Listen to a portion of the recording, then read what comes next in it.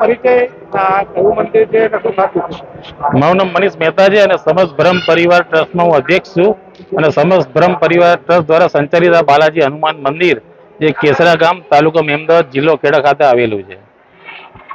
શું ખાસ વ્યવસ્થા કરવામાં આવી? છેલ્લા 7 વર્ષથી રામનવમીથી હનુમાન જયંતિ સુધી અલગ અલગ કાર્યક્રમો આ મંદિરમાં કરવામાં આવે છે.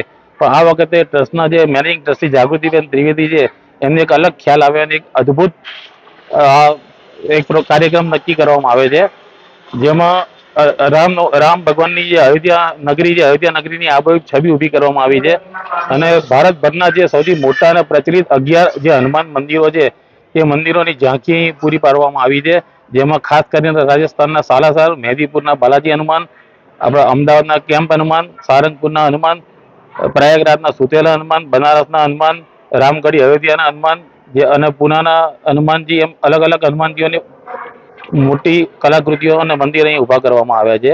અને તે ઉપરાંત મંદિરમાં વૈદિક યજ્ઞશાળાનું આયોજન કરવામાં આવ્યું છે. વૈદિક યજ્ઞશાળા પણ એકદમ જૂના ઋષિમુનિઓ કરતા એવી અદ્ભુત બનાવવામાં આવી છે, ઘાસ અને માટીથી.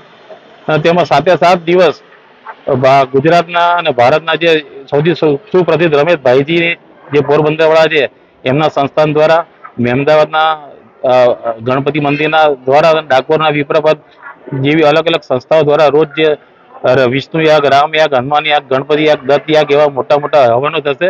અને હવનો બાદ રાતે પણ સાંસ્કૃતિક કાર્યક્રમોનું પણ આયોજન કરવામાં આવ્યું છે, જેમાં સુંદરકાંડ છે, સરઢવની ભજન મંડળી છે તથા ગીતા ચારણની જે લોકગીતો છે તથા અલગ અલગ સંત મુનિઓના આશીર્વચન જેવા અલગ અલગ કાર્યક્રમોનું પણ આયોજન કરવામાં આવ્યું છે. અને સૌથી મહત્વનું એ છે કે હનુમાન જયંતિના દિવસે સવારે 151 કિલોની જે કેક છે, જે બુંદી અને ડ્રાયફ્રૂટ સાથેની કેક છે, આપણે કાપતા નથી પણ દાદાને ધરાવીને દાદાની જન્મ જયંતિ ઉજવીએ છીએ.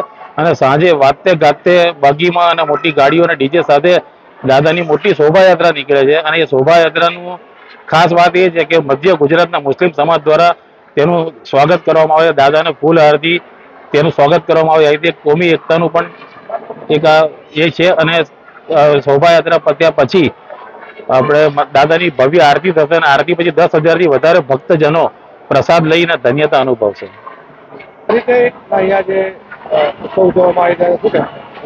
મારું નામ જાગૃતિબેન મનીષભાઈ ત્રિવેદી છે. સમસ્ત બ્રહ્મ પરિવાર ટ્રસ્ટ દ્વારા સંચાલિત બાલાજી હનુમાન મંદિર, કેસરા, તાલુકો મેમદાવાદ, જિલ્લો ખેડા.